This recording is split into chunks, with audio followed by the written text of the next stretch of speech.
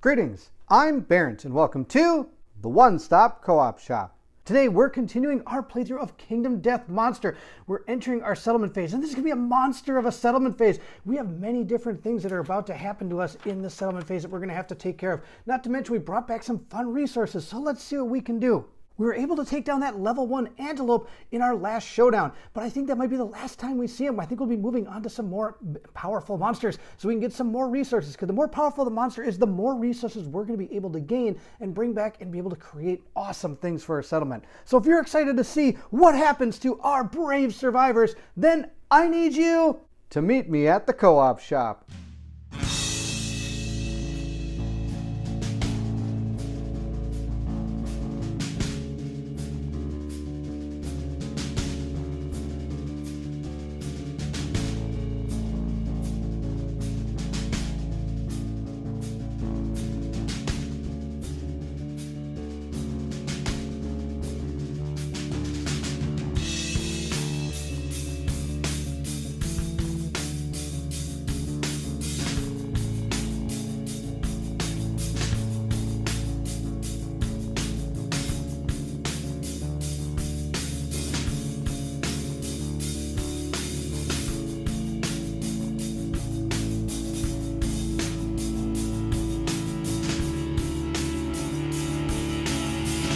So let's go ahead and start our settlement phase. We're going to go ahead and set it up. I've already done that. The survivors do return and we gain endeavors. Now we had 4 survivors go out and we had 4 survivors come back. So we're going to gain 4 endeavors. We're going to put them out right here. Now the next thing we have to do is we have to update our timeline. So we're going to draw a settlement event card and resolve it. Trigger story events and settlement events on the timeline this year, and there are a lot of them. So first, let's go ahead and take our settlement thing down. We're going to go ahead and cut it a couple times here and there, and we're going to go ahead and see what settlement event we have.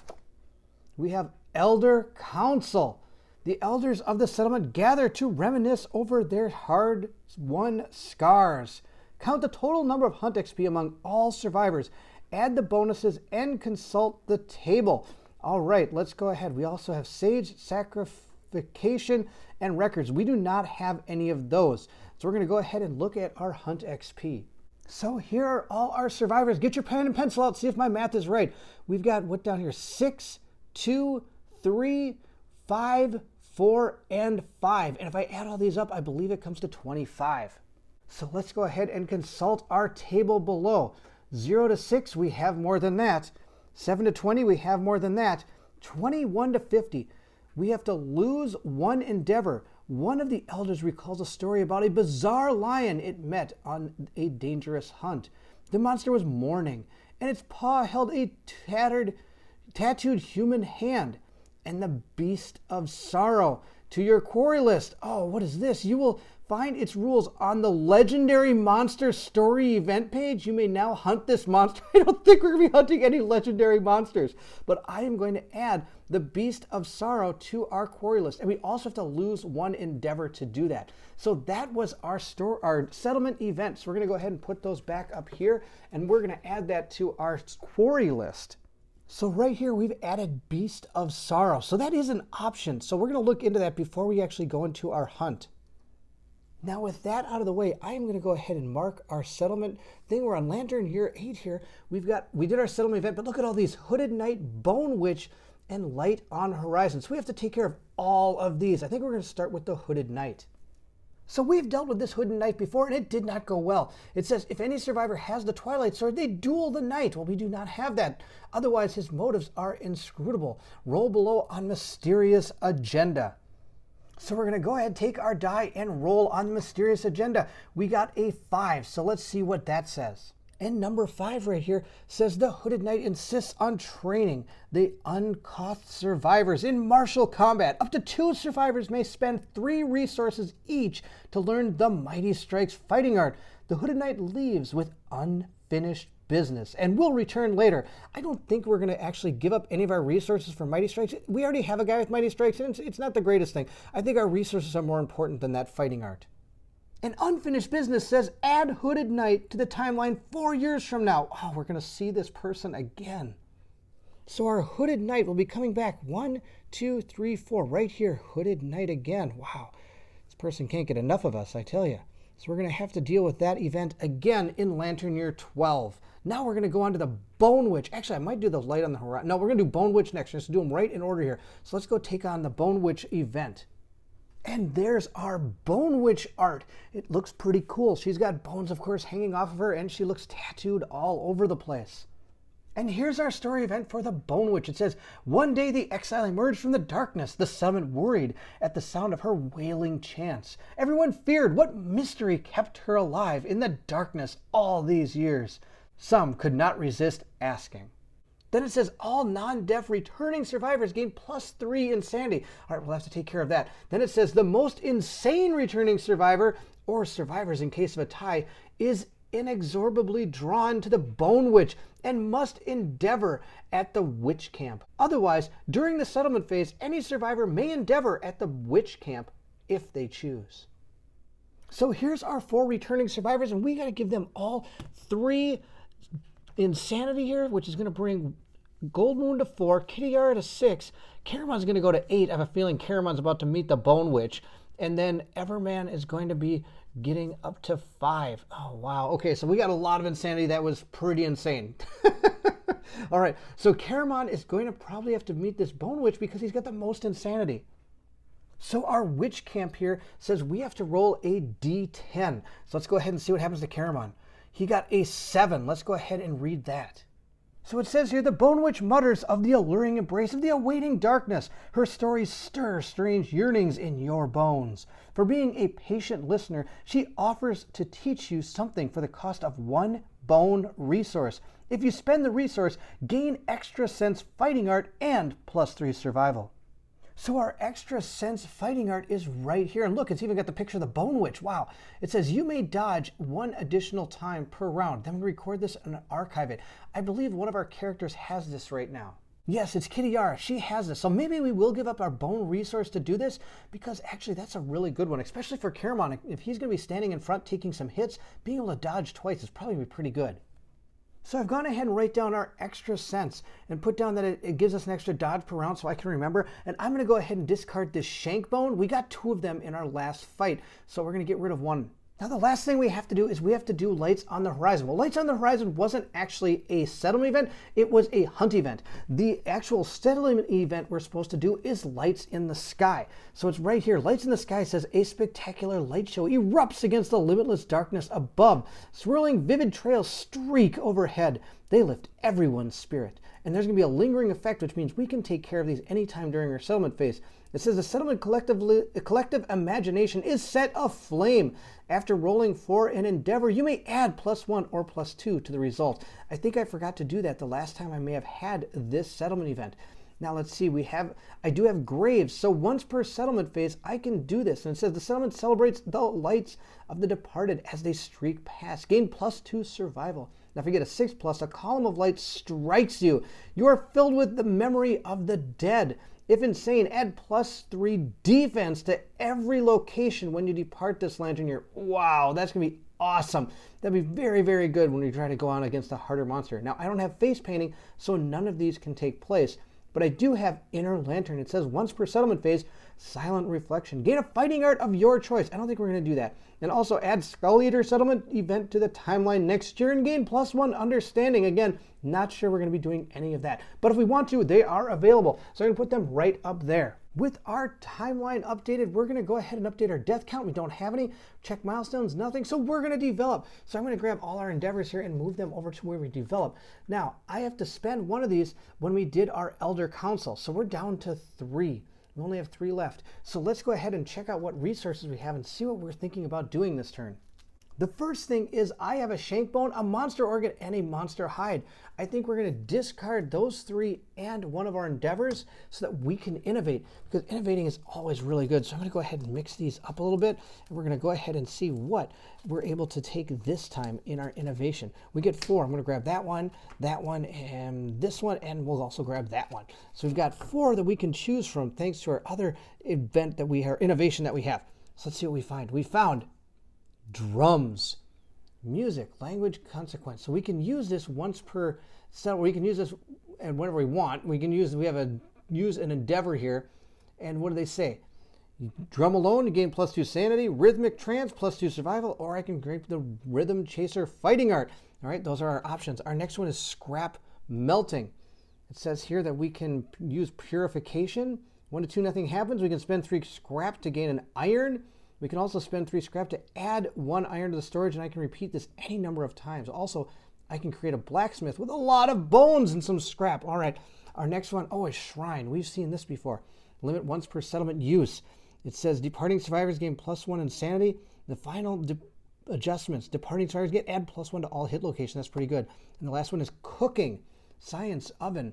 +1 endeavors at the start of the settlement phase. Gain +1 endeavors. That's really good. And a survival limit. That's awesome. I can also I can do the event cooking. Spend an organ and a bone to cook stone nose gruel. During the next hunt phase, ignore starvation. All right, well, that's not too bad. We'll have to go ahead and figure out what would be the best one that we can use right now. So of these 4 events, I'm not going to be doing this scrap smelting. I hope we get this again sometime, but I don't have any of these resources to do this, and I don't need iron right now. So we're not going to take that one. The shrine I always think is a really good one, but we might actually use that light in the sky one. So having this final adjustment might not be something we're going to need right now. So I'm going to get rid of that one. Now I have to choose between cooking and drums. Now drums gives us a synchronized fighting art, some survival and insanity. We have a lot of insanity, we have a lot of survival. We're able to gain a lot as we leave with a lot of our innovations already. So that brings us to cooking. And I think we're going to take cooking. This +1 endeavor, I think is going to be very good.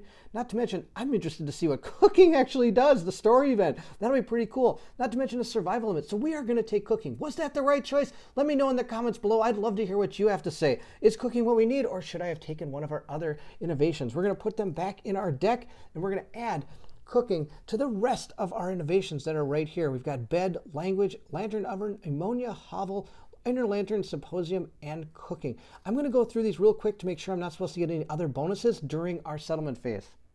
No, there is nothing I should be doing during the settlement phase based on those.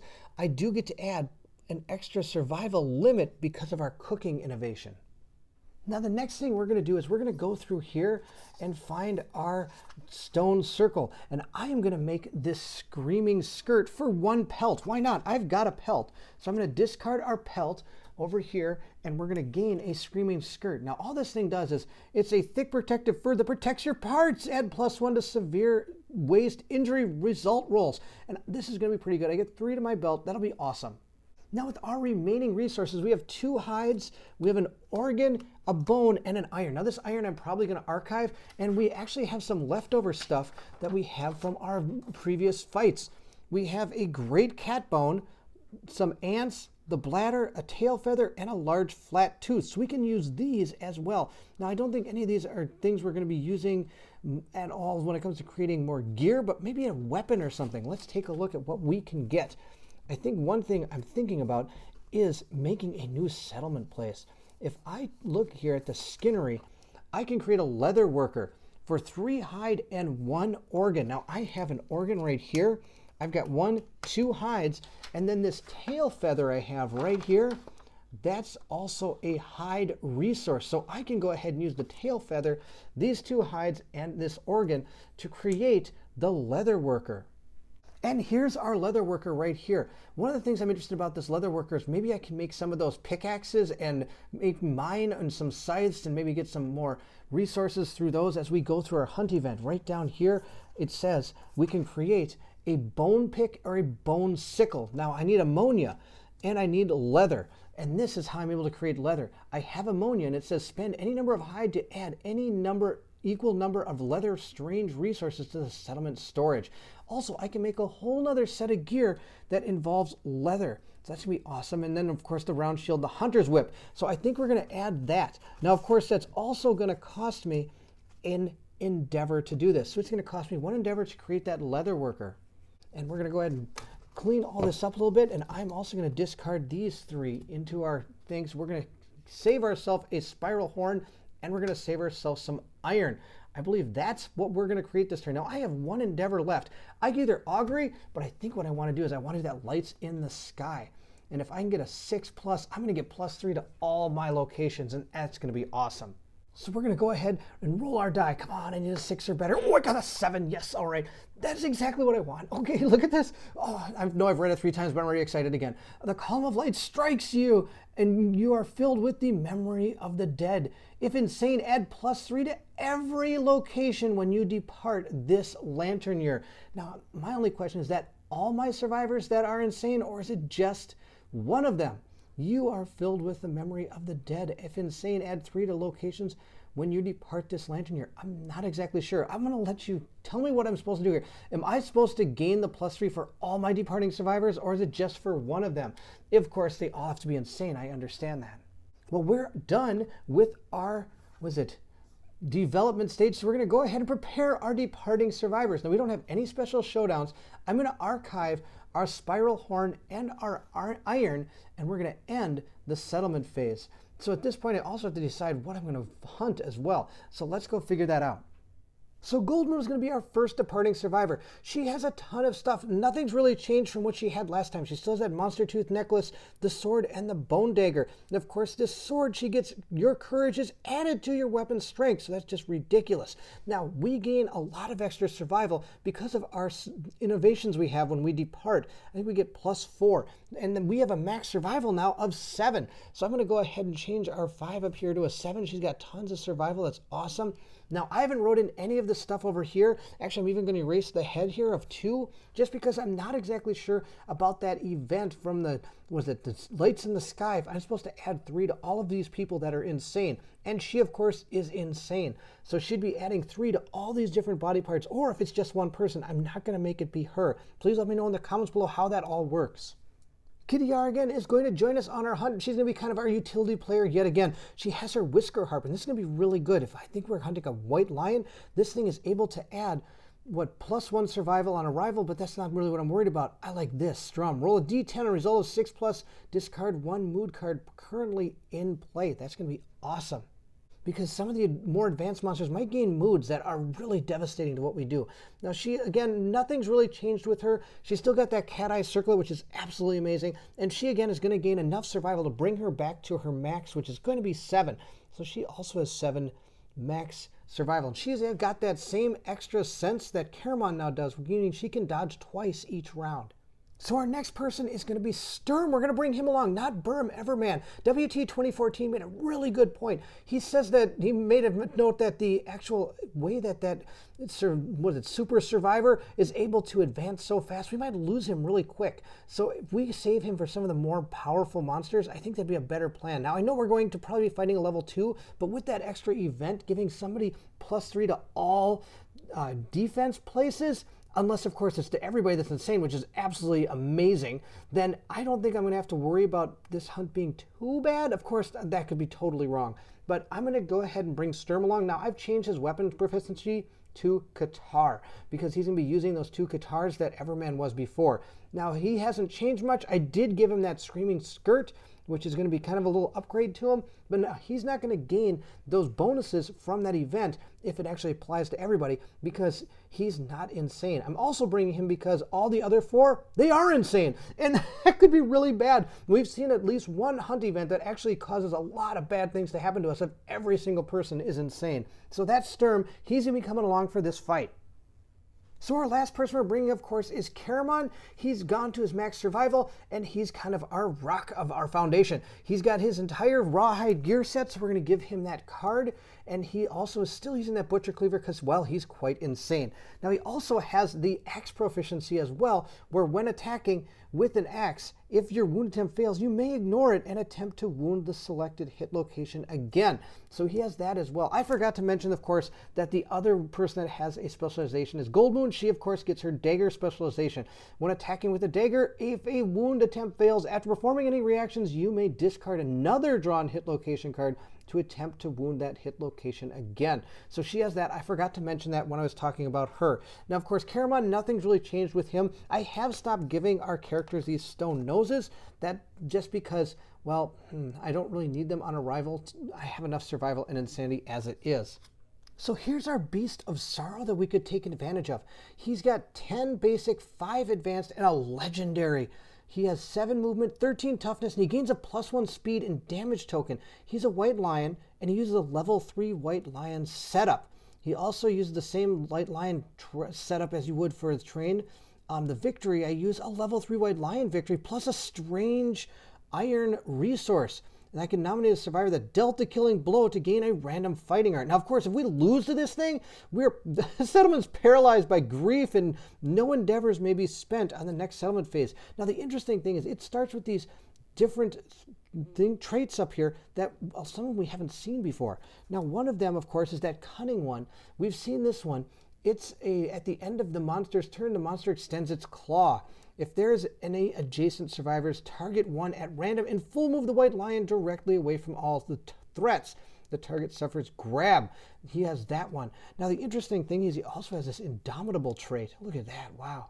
It says whenever the monster attacks or is attacked, it stands at the end of the attack. So it's not going to stay down as for all the attacks we can do to it. Now, we've seen trample, which is interestingly coming from the, the antelope deck. So we've seen this one before. When the monster collides, the survivor suffers damage equal to monster level to a random hit location. Now remember, he's a level 4. So we'd be taking 4 damage every time this thing hits me. Now the interesting thing, it also has weak spot, which actually comes from a deck I haven't seen before.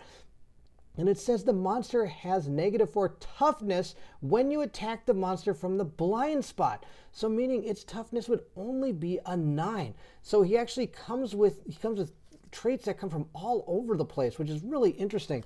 So we have an option of going after the Beast of Sorrow or a level 2 white lion. I think we're going to do the level 2 white lion, but just know we might take this guy on at some point in the future. Because if we look at our white lion card here, our level 2 only is going to have 15 health. Now this guy has 16, so it's very similar. But he only has 7 move and 10 toughness, again 7, 13, and he gains a speed and damage token as well, but only has cunning. I'm kind of worried about this trample concept. If he goes running through people for 4 damage, that's pretty insane.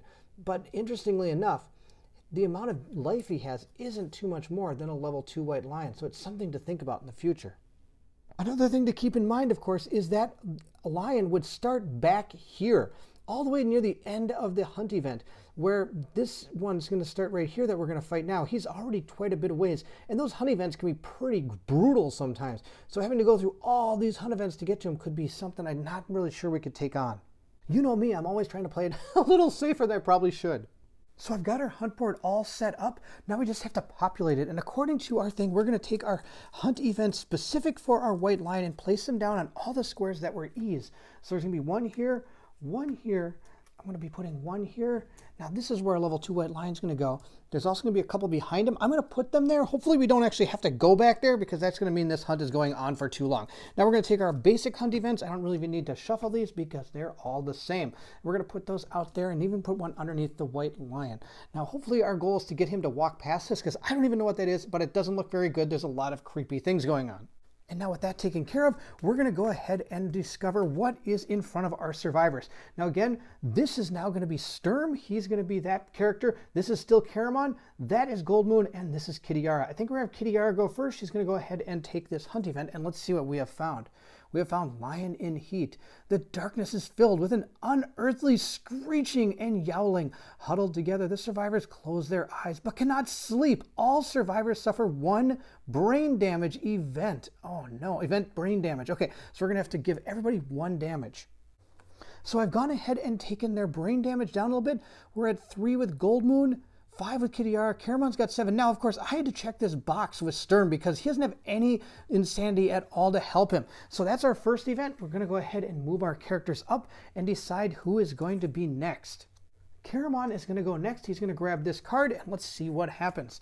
It says marked territory. The white lion has marked this area. If any survivor has 3+ understanding, they realize the area is covered in ammonia. If they haven't not already innovated it yet, the survivor's settlement gains the ammonia innovation. All right, well, I think already have the ammonia innovation, so there's no need for this. But then down here it does say roll random hunt event. Oh, I don't really want to do that. So we're going to go ahead and roll our dice. Of course, this is our 10s die, our white one. And we got 93. So let's go to the book and see what we find. And number 93 here says lost survivor. In a hollow between two identical rocks, you find a corpse with fabulous hair clutching a book to its chest.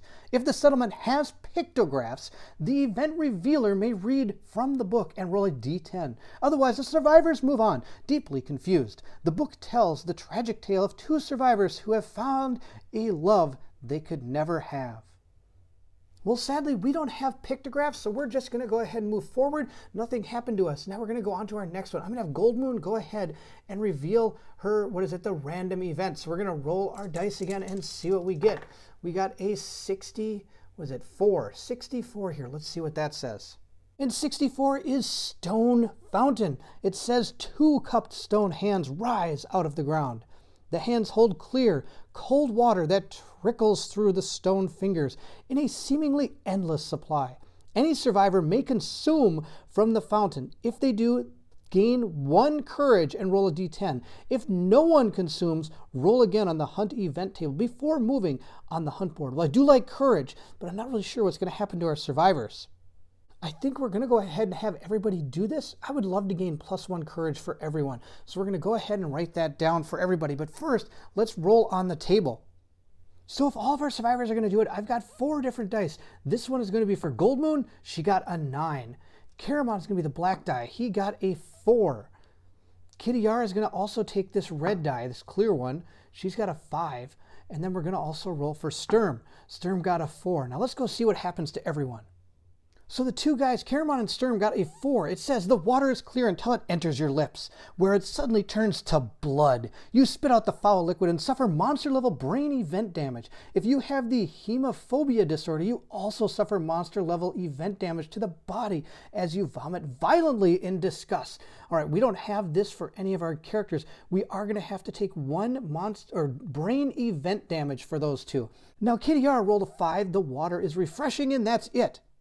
And last but not least, we have Gold Moon. She got a 9, plus the water is clean and pure, like none the survivor has ever tasted. Gain +1 survival. Well, that's not going to help us because we already have max survival.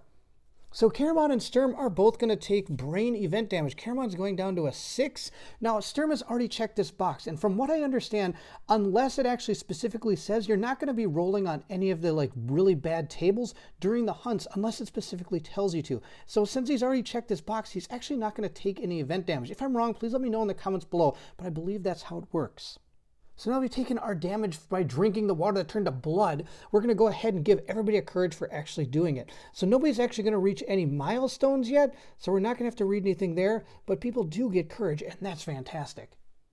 And now we continue on our hunt for the white lion. The only person that hasn't gone yet is, I believe, it's Sturm. Sturm is going to go ahead and grab this card and see what happens. It's a random event. What do you know? Surprise, surprise. So we're going to roll our 2 dice and see what we get. We got a 24.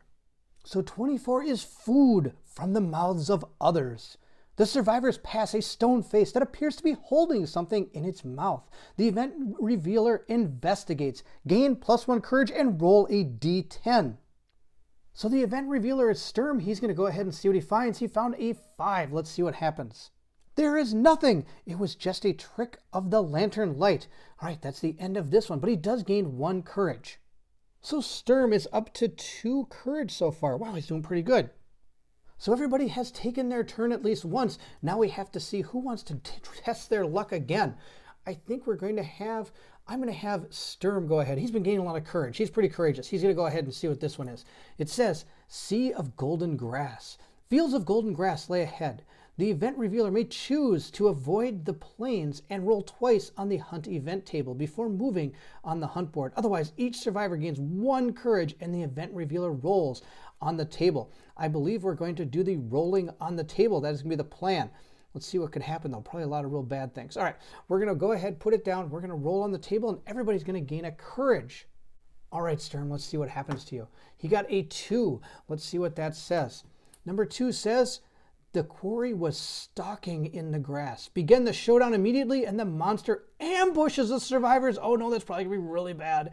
Oh, that's too bad at all. Oh no. Okay, well, that's I don't have to worry about this, I guess. That's half the battle. I guess we'll see that some other time. But that is the end of our hunt phase. Our lion has ambushed us. Oh, and he's right there eating Sturm. Hopefully that doesn't happen in real life. Now, the only good thing, of course, is everybody does gain a courage. So each character, again, is going to gain more courage. Wow, we've probably got the most courageous group on the planet. Probably more courageous than the actual controller of the people. All right, we do have one person, Sturm, who has reached a milestone in courage, so he's going to take care of his bold event. So we've seen this bold event many different times, so I'm just going to read the one for the hunt phase. It says, expect the unexpected. You are prepared to face any mind-bending trials at a moment's notice. Where others may falter, you forge ahead, meeting the journey head on. Gain the following ability and roll on the table below. So we're going to gain the prepared ability. When rolling to determine a straggler, add your hunt experience to your roll result. Oh, that'll be really good. We've had a lot of those straggler events. Now, of course, I do have to roll a d10 and see what we get for Sturm here. He got a lantern 10. Oh, that's awesome. So he's going to gain +1 permanent movement. Oh, that's probably going to help a ton while trying to take down these level 2 monsters. So his movement is going to become 6. Wow, he's going to be able to move pretty quick. That's pretty awesome. He and Goldmoon, I think, both have a 6 speed thanks to her items and because of his upgrade. And that's the end of our settlement and hunt video. We have gotten to the White Lion, or should I say he's gotten to us. Take a look at Sturm. He's going down. Thank you so much for watching. I hope you enjoyed the playthrough. We're going to continue on into the actual showdown phase. If you did enjoy this, please give it a like, hit the subscribe, and don't forget to hit the bell symbol so you know when that showdown phase comes. And please leave anything in the comments below. I would love to hear from everyone. Do you think all the things I did in the settlement video were right? Did you like the fact I took cooking? I'd like to hear what you have to say. And if you're excited to see what happens to our brave survivors when we actually take on a level 2 White Lion, then I need you to meet me at the co-op shop.